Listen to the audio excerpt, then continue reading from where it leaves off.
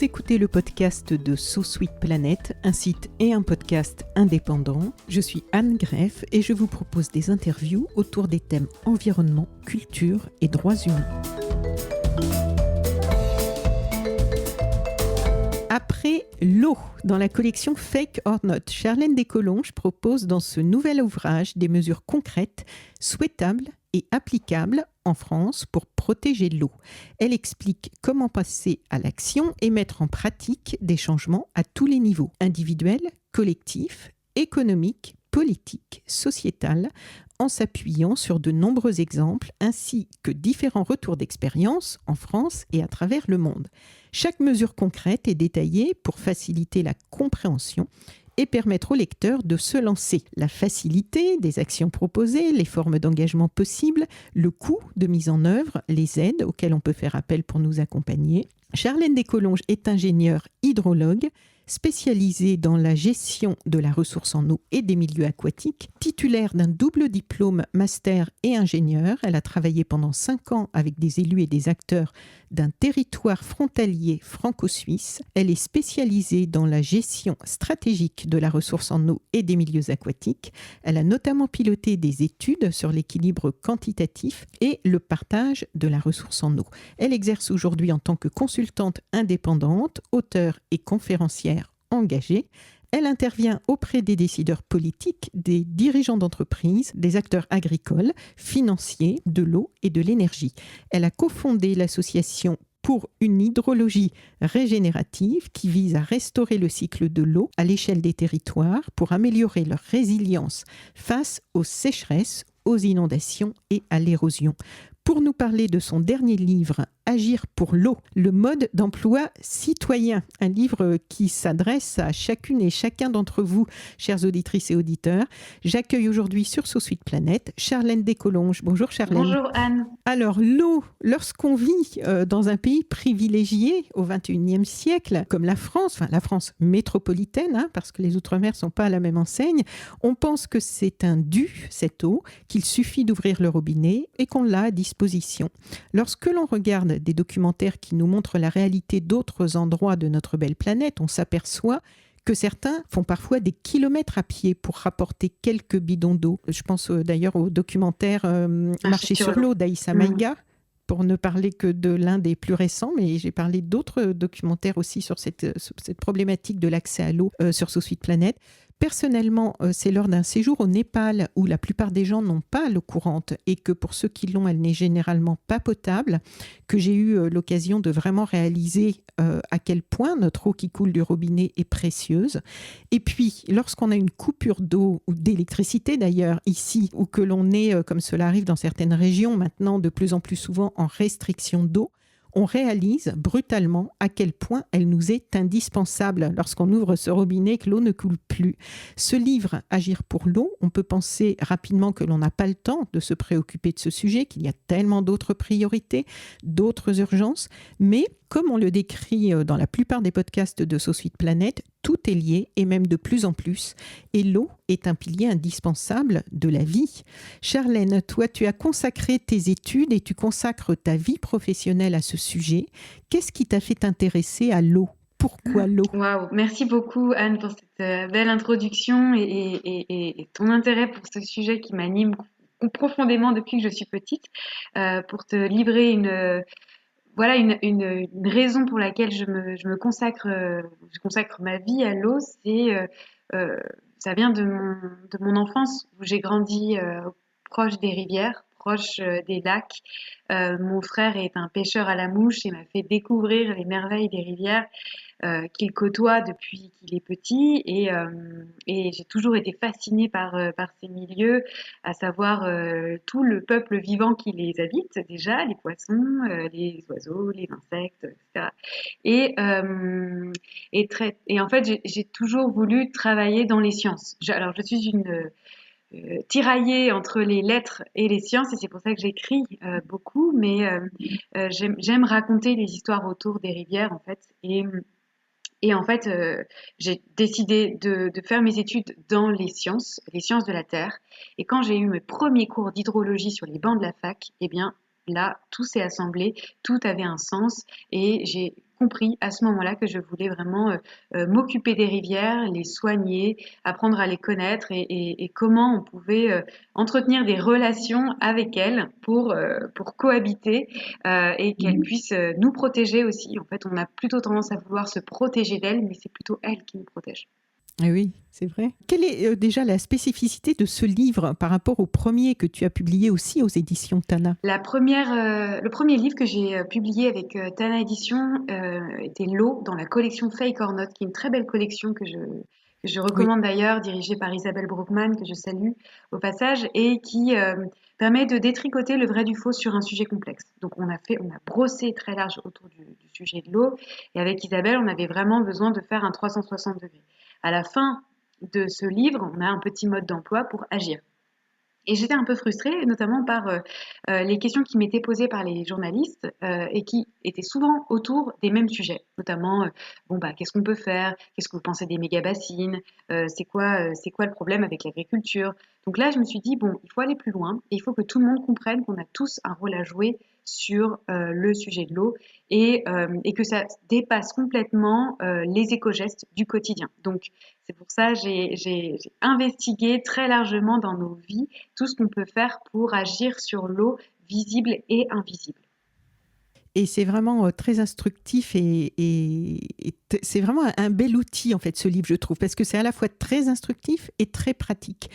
Et quelquefois, il y a des livres qui nous sont proposés pour commencer à agir sur un sujet. Et souvent, personnellement, je reste un peu frustrée où je sens un trop grand fossé entre ma vie et aller mettre ces mesures en action. Et là, il y a vraiment des choses, je trouve, très concrètes. Et surtout, qui nous permettent de bien prendre conscience de pourquoi les faire. Alors, il y a aussi une belle mise en Oui. page, hein, très colorée, très agréable, qui rend le livre agréable Oui, à il y a un beau feuilleter. travail, Donc, pardon, j'aimerais je coupe, mais j'en profite pour saluer Laura Aquaviva qui a réalisé toutes ces illustrations et qui porte un nom parfait pour ce sujet. c'est C'est son son vrai vrai nom, nom, Aquaviva. effectivement, prédestiné.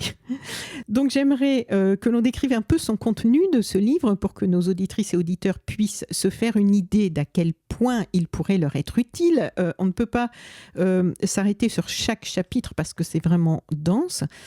Alors j'ai noté quelques phrases, quelques sujets sur lesquels j'ai pensé que tu pourrais revenir.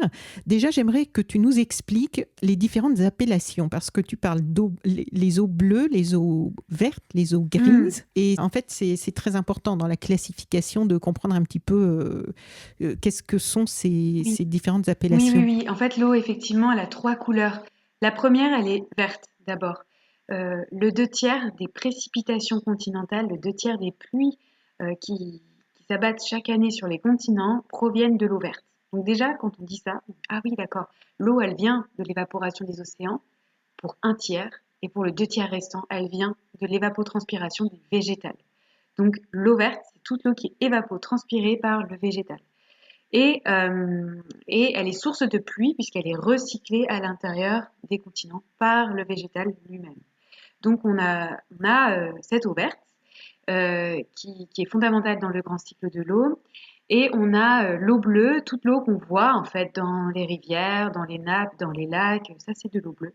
Et l'eau grise, c'est toute l'eau qui est polluée par nos activités humaines. C'est toute l'eau qu'on rejette après utilisation, que ce soit via l'assainissement, mais les rejets industriels, agricoles, thermiques, etc.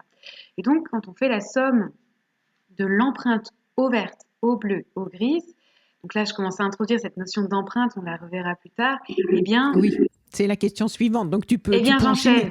Eh bien, l'empreinte eau verte, c'est toute l'eau qu'on s'approprie pour la biomasse des forêts, par exemple. Quand on déforeste, on prend de l'eau verte. Quand on retourne une prairie pour cultiver des céréales, on s'approprie cette eau verte. Quand on a besoin voilà, d'un champ de coton qui est au départ pas irrigué et qui le devient parce qu'il n'y a pas suffisamment d'eau dans les sols pour le coton, eh bien, c'est aussi de l'eau verte et ensuite ça devient de l'eau bleue quand on l'irrigue. En fait, on s'approprie massivement cette eau verte, cette eau qui est dans les sols, qu'on a besoin pour se nourrir, pour se vêtir, eh bien, elle est énorme. C'est vraiment cette empreinte eau verte. Ensuite, on a l'empreinte eau bleue qui est toute l'eau qui est consommée par nos activités. Donc consommée, ça veut dire qu'elle ne revient pas dans les milieux aquatiques. C'est l'eau qui part par évaporation. Donc typiquement l'irrigation agricole, c'est de l'eau qui est consommée car elle part du système, elle part dans l'atmosphère, elle va reprécipiter ailleurs, plus loin, plus tard, et c'est de l'eau qui est consommée. Et l'eau grise, c'est toute l'eau, comme je disais, qui est rejetée par nos activités. Donc quand on fait la somme de l'empreinte eau verte, eau grise et eau bleue, on arrive à l'empreinte eau qu'on peut appliquer à l'échelle d'un produit, d'un pays et de l'humanité. L'humanité s'approprie chaque année à travers l'empreinte eau 24 000 milliards de mètres cubes d'eau. C'est l'équivalent, pour donner une idée, c'est l'équivalent de la moitié des débits annuels qui s'écoulent des fleuves aux océans. Comme si on prenait tous les fleuves de la planète et qu'on détournait la moitié des débits annuels et on disait ben ça c'est pour l'humanité, pour produire notre alimentation, nos vêtements, notre énergie, nos produits industriels, tout ce dont on a besoin pour faire tourner notre machine économique, eh bien c'est de l'empreinte eau. D'accord. Pour préserver un peu cette ressource eau, des solutions sont apparues, mais tu parles de solutions qui souvent, je cite, perpétuent un schéma de prédation et d'hypercontrôle faisant fi du cycle naturel de l'eau et de son statut de commun. De plus, ces solutions comportent de multiples externalités négatives, destruction d'habitats et ou d'espèces vivantes, surconsommation énergétique, extraction d'autres ressources minérales. Elles donnent l'illusion de ressources toujours abondantes et induisent des risques d'effets rebonds qui retardent une nécessaire sobriété globale. Est-ce que tu peux nous donner quelques exemples ? J'en ai plein. Et oui, mais on va s'en limiter à deux. Pour recontextualiser, ce changement de regard, ce changement de postule que j'appelle de mes voeux, c'est en contre-pied d'une tendance générale de vouloir drainer les terres, drainer en fait les espaces humides, que ce soit des zones humides, des terres agricoles, des forêts. En fait, on est dans une ère du drainage qui a commencé il y a des siècles et qui nous a beaucoup aidé pour produire notre alimentation. Et aujourd'hui, le changement climatique nous raconte une nouvelle histoire qui est de garder l'eau dans les terres. Et alors là, c'est difficile à comprendre parce qu'on est complètement sous l'eau avec les inondations, justement, mais parce qu'on a besoin d'adoucir la courbe. Justement, retrouver tous les espaces et les fonctionnalités des hydrosystèmes capables d'absorber la pluie et de la restituer dans le temps. Donc, c'est en fait, tant qu'on n'a pas compris ça, tant qu'on n'a pas compris qu'on doit changer notre rapport aux hydrosystèmes, aux vivants d'une manière générale, eh bien, on continuera à perpétuer ce schéma de drainage, de contrôle et de prédation qu'on a sur les hydrosystèmes. Il y a deux choses que je vais dire pour illustrer le propos. Eh bien, premier exemple sur l'agriculture, quand on draine des zones humides, le marais Poitevin par exemple, eh bien on se retrouve à avoir des sécheresses structurelles, des sols qui ne sont plus capables de retenir la pluie. Dès lors qu'on convertit des prairies en surface céréalière, des monocultures de céréales, en particulier du maïs, eh bien on a des sols qui vont s'appauvrir, qui seront de moins en moins poreux, donc capables de retenir l'eau de pluie, et inversement, des sols mis à nu vont évaporer l'eau, donc on ne retient pas l'eau finalement et on se retrouve à devoir construire des fameuses méga-bassines qui perpétuent ce schéma de prédation donc, et à contrôler cette eau dans des grands ouvrages comme des méga-bassines qu'on va remplir à partir d'une eau souterraine de bonne qualité et fraîche et la soumettre à évaporation qu'on va ensuite réutiliser pour l'irrigation d'une monoculture très gourmande en engrais et en substances chimiques comme les pesticides. Donc, en fait, on est dans un schéma de maladaptation totale. On n'a pas compris qu'on avait besoin de garder ces zones humides, garder l'eau dans les nappes, garder l'eau dans les rivières pour se prémunir justement des sécheresses et des inondations qui seront beaucoup plus grandes. Deuxième exemple, tout ce qui tourne autour par exemple, du dessalement de l'eau de mer. On a des îles dans le monde et des zones dans le monde qui ont largement investi dans cette solution de dessalement de l'eau de mer, alors que, en fait, ce sont à la base des besoins en eau qui sont très importants par rapport au territoire, ou à la ressource en eau du territoire. Et en fait, on a tout fait pour évacuer cette eau aussi. Je prends l'exemple de Mayotte. Mayotte a subi une crise de sécheresse historique, l'année qui vient de passer. Et Mayotte, si c'était un pays, ce serait le 5e pays qui déforeste le plus son île. On a perdu les forêts de Mayotte, on se tourne vers le dessalement de l'eau de mer pour produire de l'eau potable, alors que les forêts sont capables d'attirer la pluie, de les capter et de mettre cette eau de pluie dans les sols, les sous-sols, recharger les nappes en profondeur. Donc si déjà on était dans une perspective à long terme de garder l'eau dans les sols et les nappes, eh bien on s'intéresserait à la préservation des espaces forestiers et des zones humides, etc.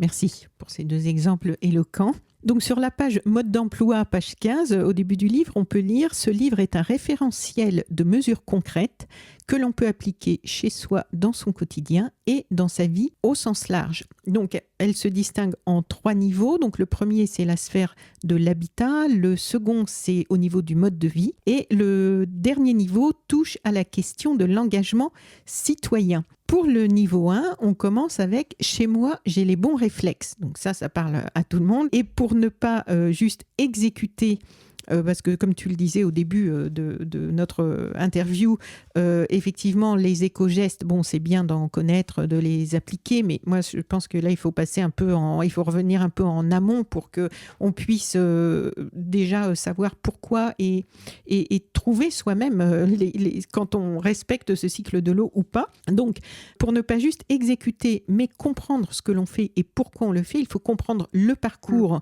déjà de l'eau potable. Donc ça, c'est super intéressant.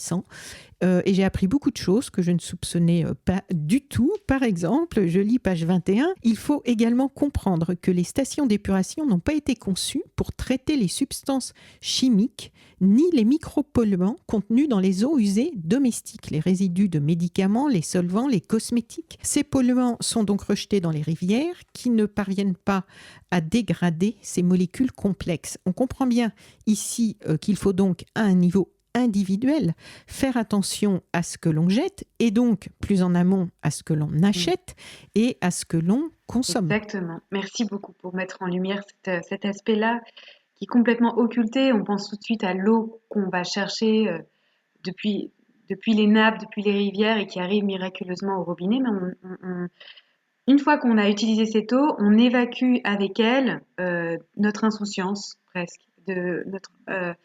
notre insouciance, on se soucie pas de tous les produits qu'on utilise au quotidien parce qu'on ne sait pas en fait que les stations d'épuration n'ont pas été conçues pour ça.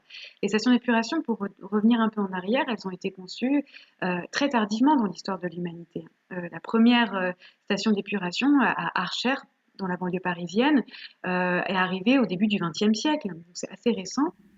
Et toutes les autres stations d'épuration se sont développées à partir des années 50 après-guerre. Et il y a beaucoup de pays où il il n'y n'y en en a pas, pas. voilà. Et donc, chez nous en France, au départ, quand on n'avait pas tous ces produits chimiques, on a d'abord commencé à traiter la pollution bactérienne, organique, et ensuite l'azote et le phosphore, mais pas les produits chimiques. Et les produits chimiques, ils sont de plus en plus nombreux, importants, avec tous les produits qu'on utilise.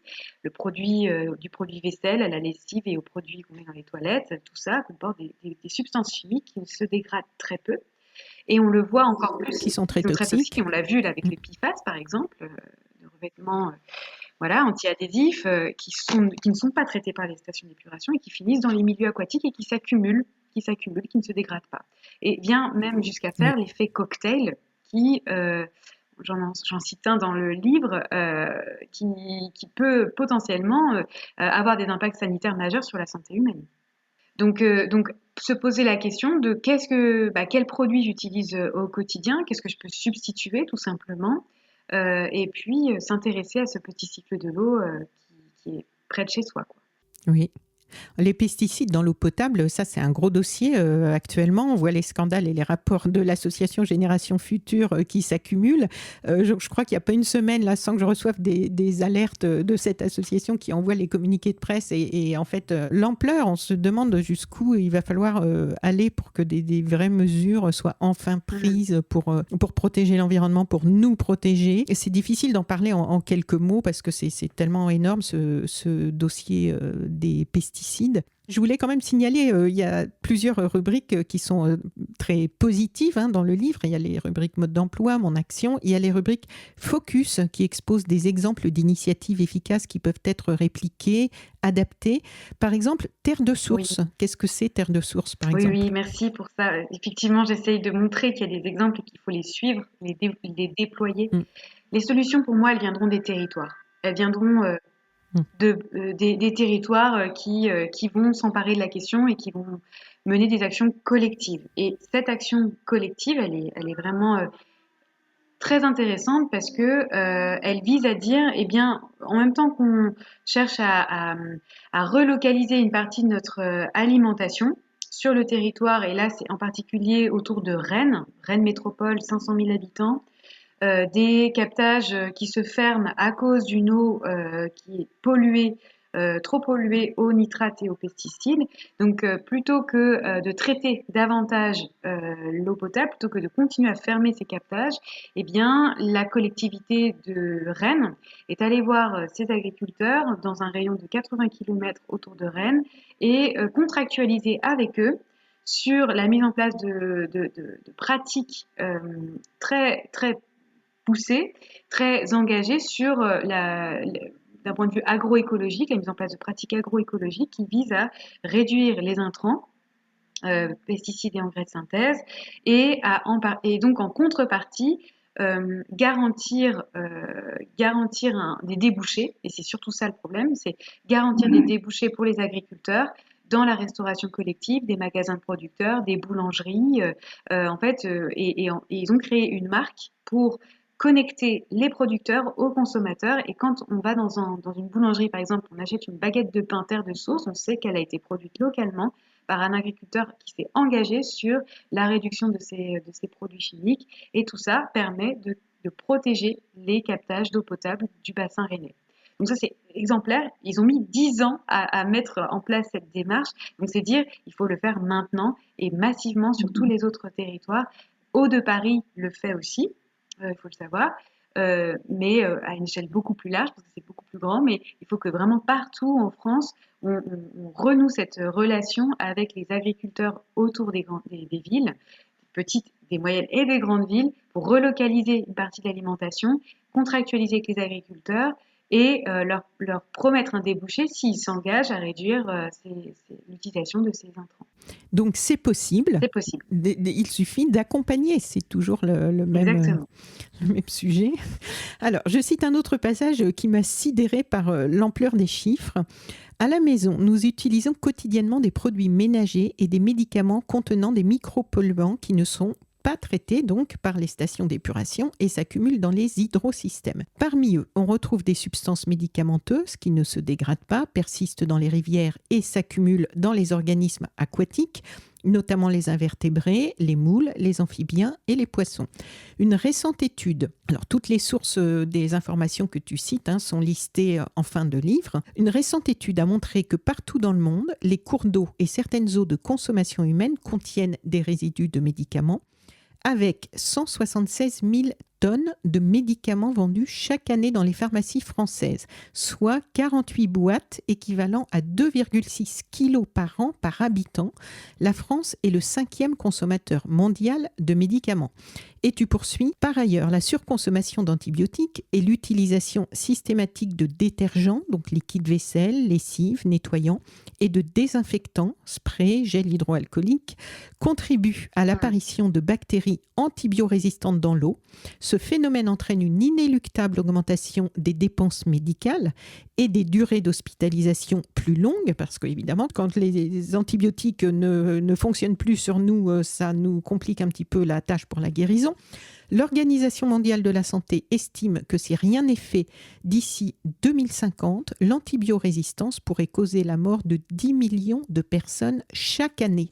Ça, l'antibiorésistance, c'est un fléau incroyable. Alors, tous ces résidus, que ce soit les microplastiques, les médicaments, les pesticides, les polluants divers et variés, sont toxiques pour le vivant et nous contaminent, s'infiltrant partout.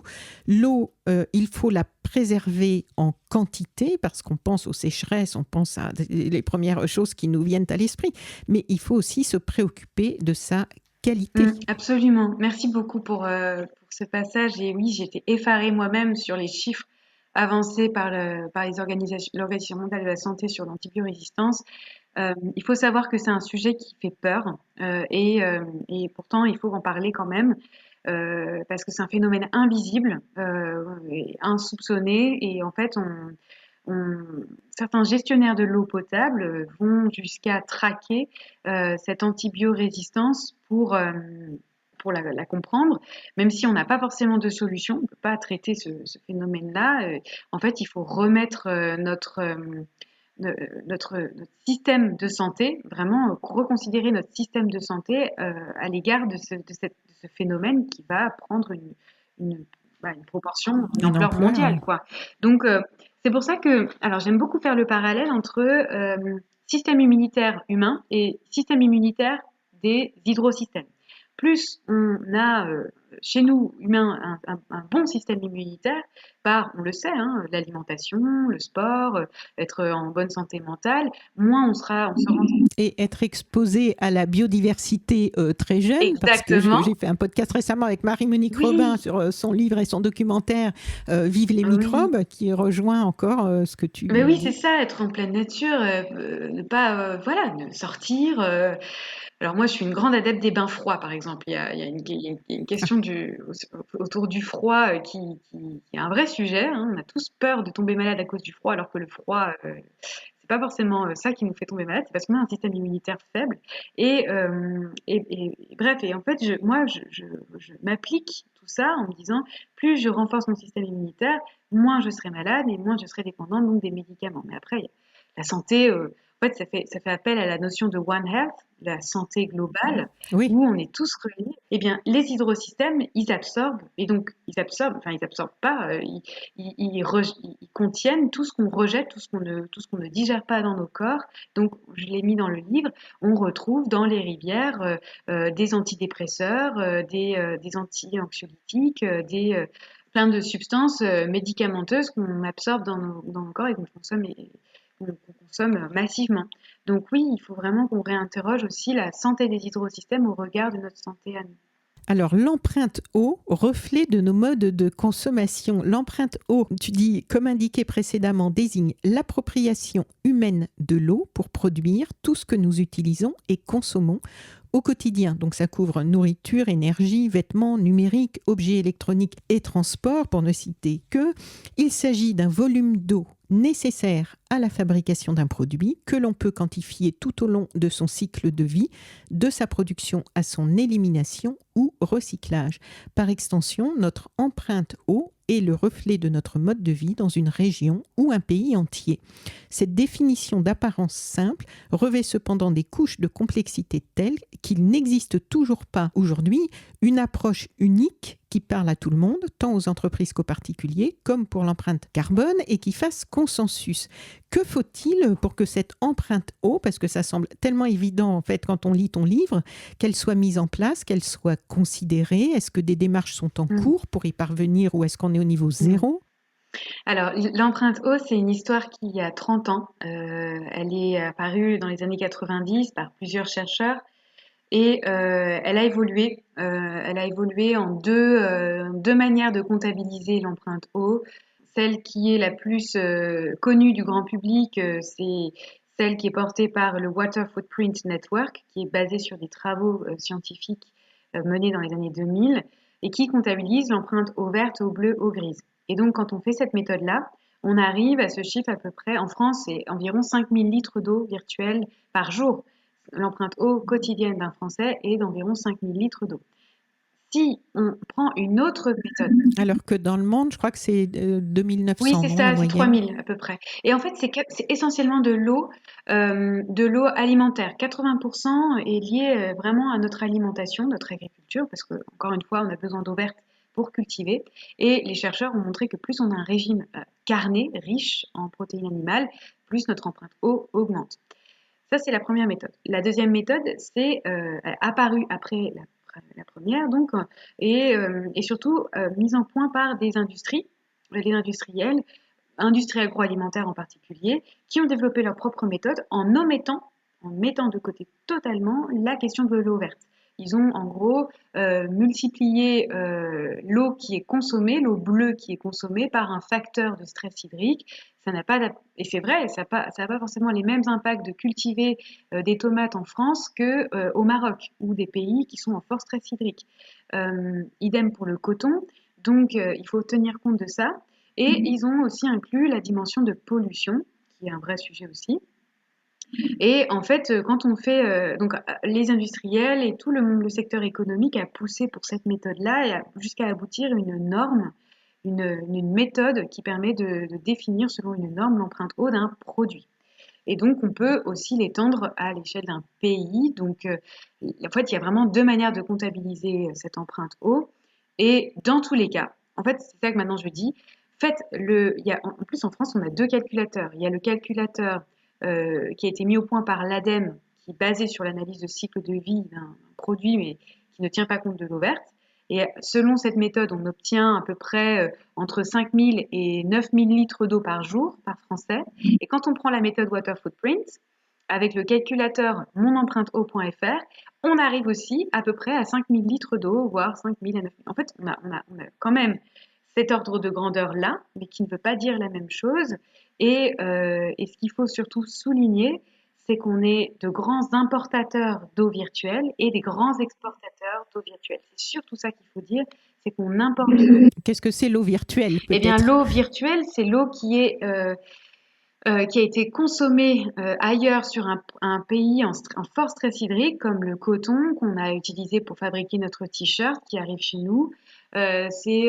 L'eau virtuelle, c'est toute l'eau qu'on va transpirer à partir des cultures de maïs qu'on va exporter sur le marché international. Et c'est aussi le cacao, le chocolat qu'on va importer du Brésil. C'est de la biomasse aussi, c'est du soja, c'est toutes ces denrées qu'on importe, eh bien, à nécessité de l'eau pour la produire, qu'elle soit de l'eau verte, donc de l'eau de pluie, ou de l'eau bleue qu'on va tirer des nappes ou des rivières pour irriguer ensuite. Donc, en fait, tout, il faut vraiment avoir conscience qu'on prend de l'eau des autres pays et que certains de ces pays sont en stress hydrique. Et ça c'est très problématique. Et nous aussi, nous-mêmes, on a des secteurs en France qui sont en stress hydrique et on exporte cette eau virtuelle à travers nos produits qu'on échange sur le marché international. D'accord. Il y a un petit passage, je trouve, qui explique bien une partie de ce que tu viens de dire. Il a été démontré que les pratiques intensives responsables de la déforestation amazonienne impactent négativement le régime des pluies des pays voisins, Pérou, Argentine. Ceci étant lié au changement d'usage des sols qui influence les processus de recyclage de l'eau de pluie à l'échelle continentale via les flux d'eau verte. L'agriculture intensive accélère le dépérissement de la forêt amazonienne qui constitue un des principaux points de bascule climatique. Ces points de bascule sont des phénomènes susceptibles d'entraîner des réactions en chaînes irréversibles et incontrôlables à l'échelle planétaire. Et on voit bien ici encore que tout est lié et qu'effectivement, il faudrait que maintenant que les spécialistes, les experts des différents domaines, c'est un peu le principe de ce que tu décrivais tout à l'heure, travaillent de plus en plus ensemble. Alors, le titre du niveau 2, c'est « Au quotidien, je réduis mon empreinte eau ».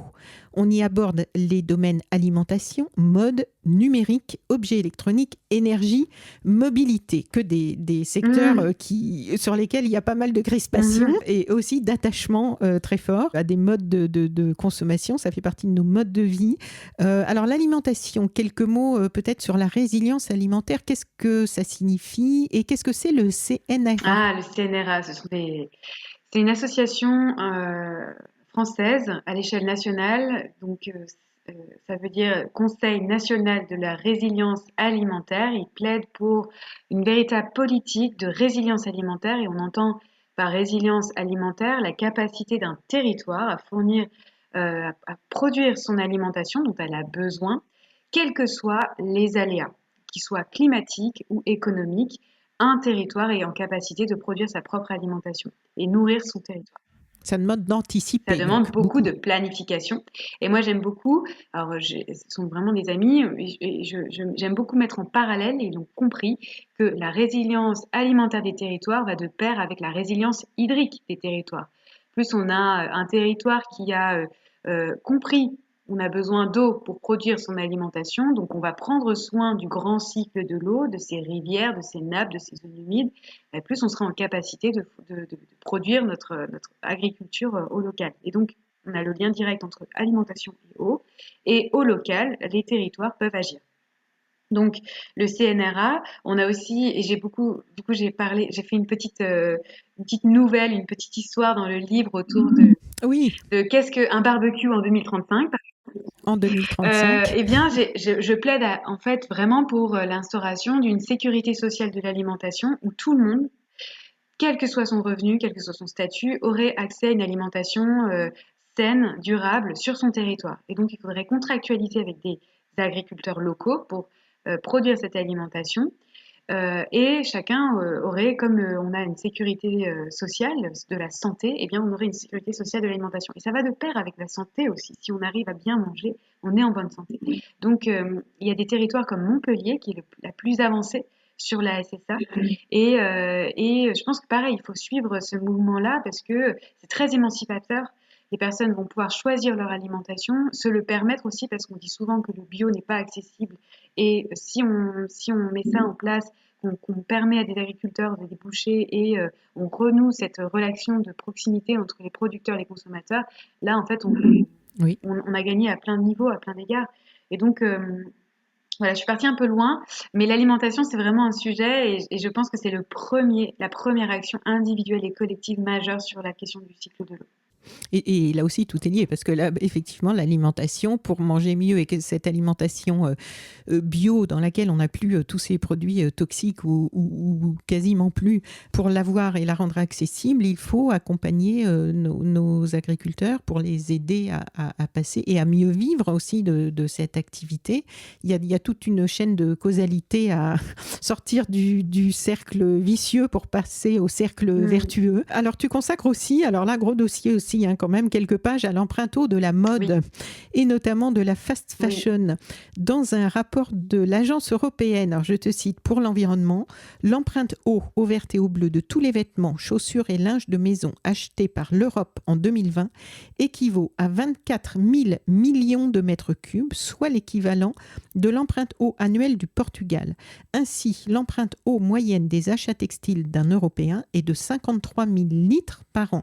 Tu précises que cette empreinte eau ne tient pas compte de toutes les pollutions générées dans les cours d'eau, ça c'est encore un autre gros dossier, et page suivante, que les 2/3 du textile que nous utilisons sont produits à partir de fibres synthétiques issues de la pétrochimie.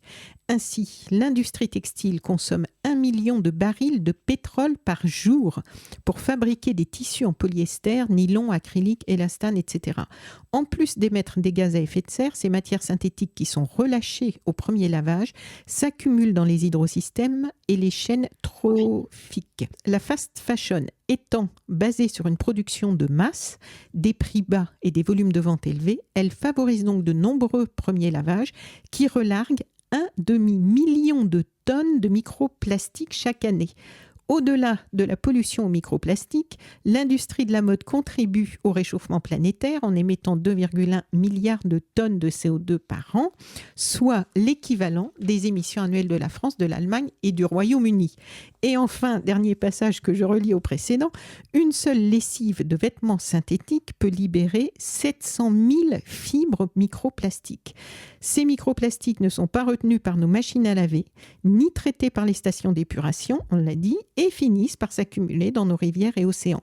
35% de la pollution plastique mondiale des océans, 35% de la pollution plastique mondiale des océans proviendrait des eaux de nos lessives. J'en profite pour citer le livre de Catherine Doriac dans la collection Fashion Fake or Not, parce que je l'avais reçu sur So Sweet Planet pour en parler. Et c'est aussi un livre qui permet justement de bien comprendre toute l'ampleur du problème. Et donc, qu'est-ce que tu conseilles, toi, pour sortir de ce cycle infernal ? Parce que là, quand on voit le cycle au niveau de la mode et puis cette addiction à la fast fashion de beaucoup de jeunes dans le monde, et on se dit, mais comment sortir de ce cycle infernal ? Est-ce que les prises de conscience informées, ça peut suffire ? Est-ce qu'il faut faut légiférer par rapport à tout ce qu'on importe aussi de fast fashion et qui arrive par bateau de l'autre bout du monde. Et on ne parle même pas de comment c'est produit. Oui, les conditions humaines aussi. Voilà. C'est dramatique, hein, c'est tragique, cette Oui. industrie-là qui doit se renouveler. En fait, tous les pans de notre société, toutes les entreprises, les industries, elles n'ont plus le choix en fait de revoir leur modèle. Et les premières à changer sont les plus impactantes comme la fast fashion. Et donc, je pense qu'il y a des entreprises qui veulent vraiment sortir de ça et d'autres qui sont tellement prises dans ce modèle-là que c'est presque un problème insoluble et elles ne pourront pas vraiment s'en sortir. Donc la conscience, elle doit être évidemment individuelle et donc par le choix de d'acheter ou de ne pas acheter en fait aussi déjà, ou donc d'échanger, d'aller faire des friperies, de la seconde main, enfin favoriser tous les circuits en seconde main, tout ça c'est très bien. Et après, les marques les plus engagées ou les entreprises les plus engagées en la matière, elles doivent pouvoir aussi être encouragées, mais ça pose encore une fois la question du prix. Est-ce qu'on paye vraiment le bon prix d'un t-shirt en coton qui a été fabriqué dans des conditions épouvantables versus le prix d'un t-shirt qui sera plus cher, mais qui va durer, qui sera de meilleure qualité, produit dans des conditions meilleures. Donc voilà, je donne quelques pistes, mais j'ai l'impression que c'est pas révolutionnaire, quoi. Hein. J'ai récupéré déjà toutes les nombreuses actions que Catherine avait données dans son Fake or Not Fashion, et surtout légiférer, pourquoi pas. Maintenant, je pense que ça se joue aussi et surtout au niveau des entreprises qui, elles, ont la main sur qu'est-ce qu'elles vont offrir, qu'est-ce qu'elles vont bouger en termes de mode de production, de relocalisation, de choix des textiles, des matières premières, etc. Et là, c'est surtout les entreprises qui ont un rôle à jouer. Alors, on ne peut pas passer là sur tous les chapitres, mais c'est passionnant. Je vais passer sans m'arrêter dessus, mais j'invite nos auditrices et auditeurs à aller vraiment consulter le chapitre sur le numérique, parce que déjà, quand j'ai vu le chapitre, je me suis dit, le numérique, mais quel rapport? C'est quoi le rapport de l'eau avec le numérique? Peut-être tu peux juste nous dire quel est le rapport, et puis on va laisser nos auditrices et auditeurs aller voir plus dans le livre. Le premier rapport, il est en lien avec le refroidissement des data centers, donc qui sont les usines de stockage des données et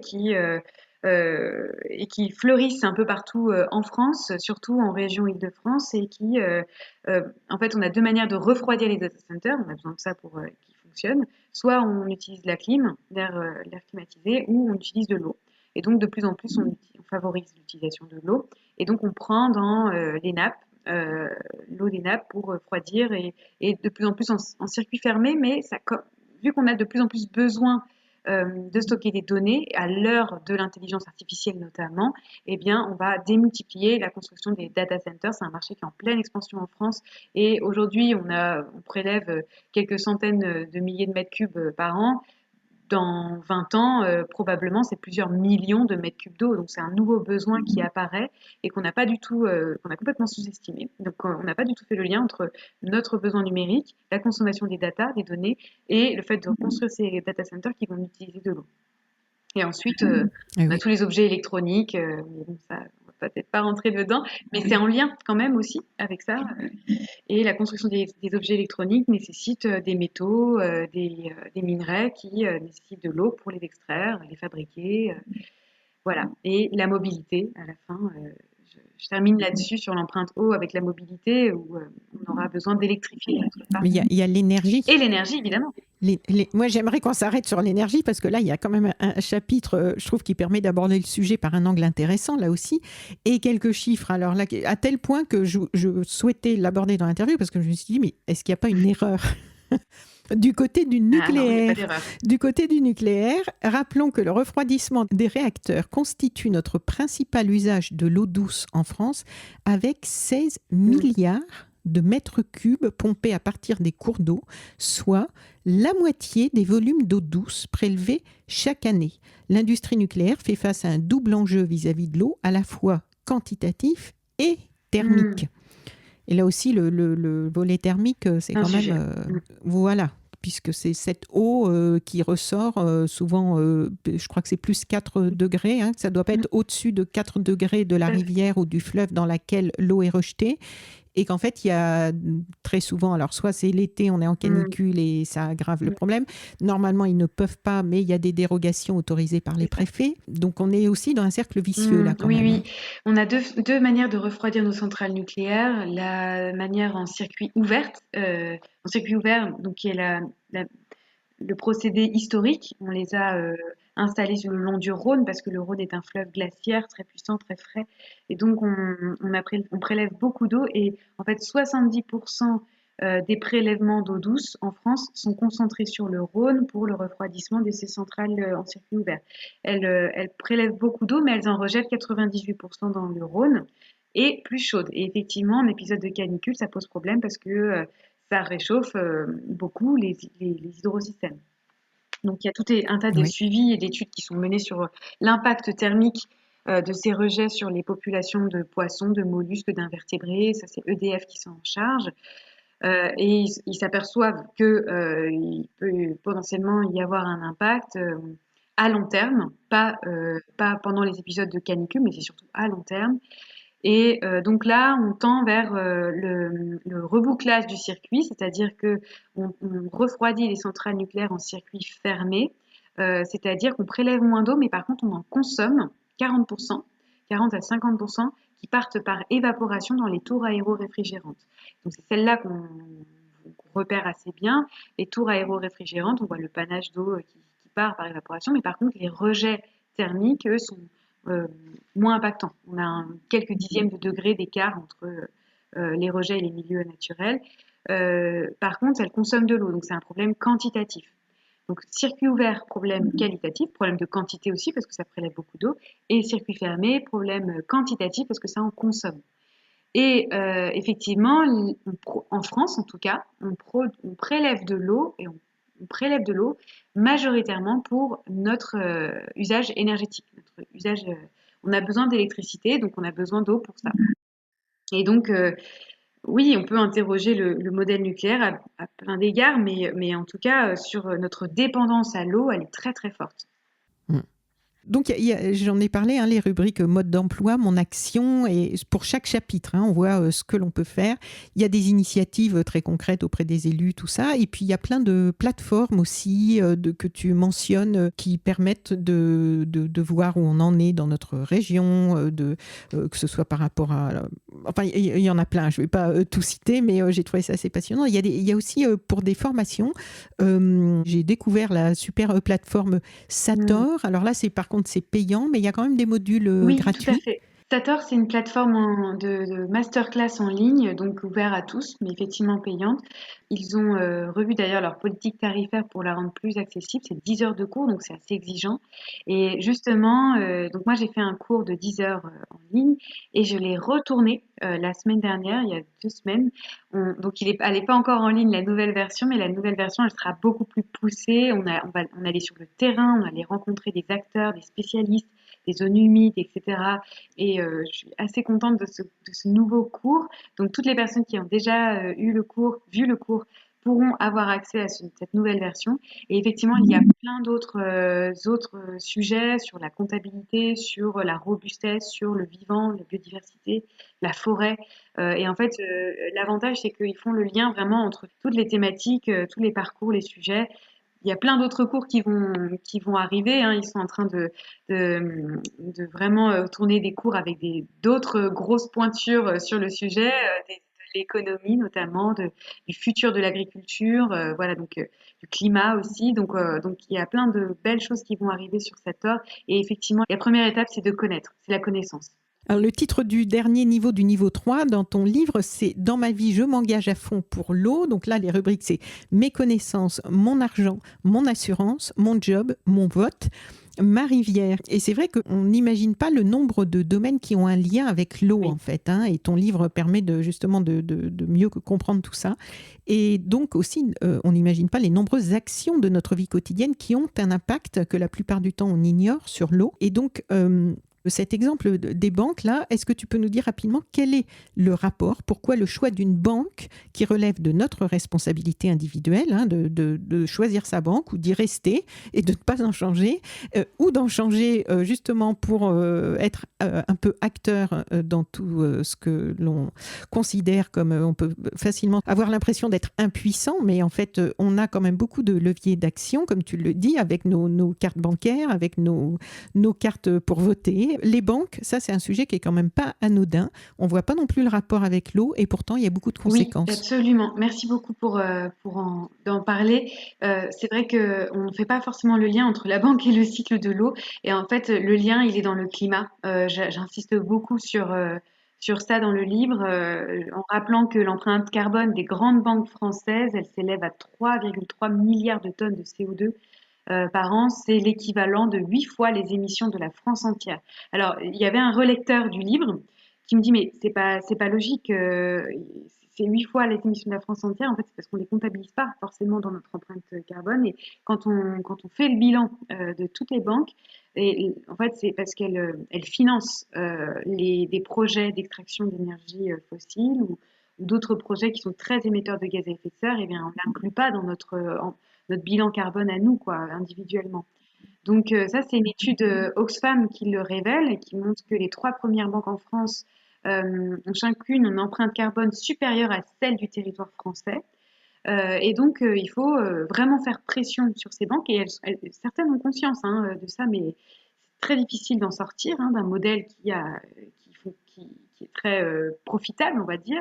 Euh, et donc, la première action, bah, c'est de choisir une banque qui va s'engager à la sortie de ses émissions, la sortie de son portefeuille, le financement d'infrastructures d'énergie fossile.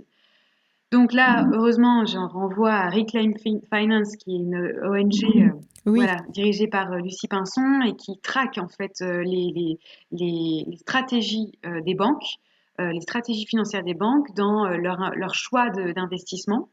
Et ça nous permet de voir eh bien, celles qui disent qu'elles vont le faire et qui ne le font pas vraiment ou qui le cachent, et celles qui le font vraiment. Voilà, donc on a besoin de décrypter ça et souvent bah, passer par une ONG, c'est assez bien, c'est plus clair. Donc voilà, et donc sinon on peut complètement bah, choisir d'emblée une banque. Alors c'est pas facile quand on a déjà des projets avec une banque, de changer comme ça, mais choisir des banques qui sont engagées historiquement ou de base se créent autour de ces valeurs-là, bah voilà, c'est un pas qui est énorme parce que si les banques ont un vrai rôle à jouer dans l'atténuation du changement climatique, c'est vraiment une conclusion des scientifiques du rapport du GIEC.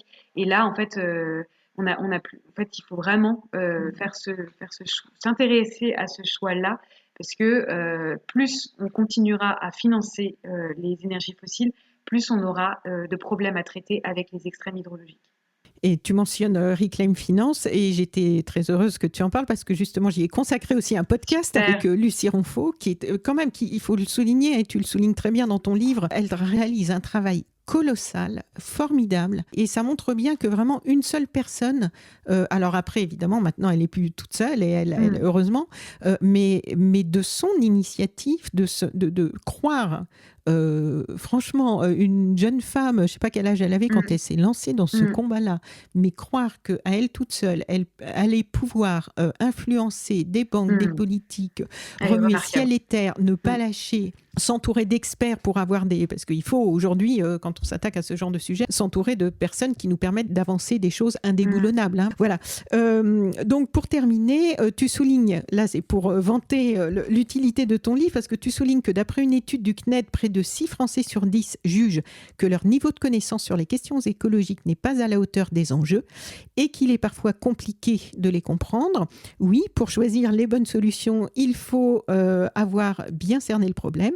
Et tu précises que plus de 82% des sondés souhaiteraient être formés sur les enjeux écologiques, comprendre les causes et conséquences du dérèglement climatique, la biodiversité, comment la situation va évoluer et comment agir à titre individuel et collectif. Donc Dans ton livre, on trouve beaucoup de conseils. C'est facile à lire, c'est passionnant, c'est à la fois intéressant et tu relis bien la partie responsabilité individuelle et puis aussi justement des noms d'associations auprès desquelles on peut s'engager selon les domaines qui nous touchent le plus. Donc ça peut être Reclaim Finance et puis il y en a beaucoup d'autres pour ce sujet de l'eau. Donc un grand merci Charlène. Je rappelle le titre de ton livre, Agir pour l'eau, le mode d'emploi citoyen. C'est paru aux éditions Tana, qui nous offre régulièrement de très bons outils pour contribuer à un monde meilleur. Merci beaucoup Anne, merci à toutes et à tous. Je te souhaite une bonne continuation. Eh bien merci. Et puis peut-être rendez-vous pour un prochain livre. En tout cas, on souhaite une belle vie déjà à celui-ci qui est très utile. Merci beaucoup Anne, merci pour ton travail et à très bientôt. Merci, au revoir. Au revoir.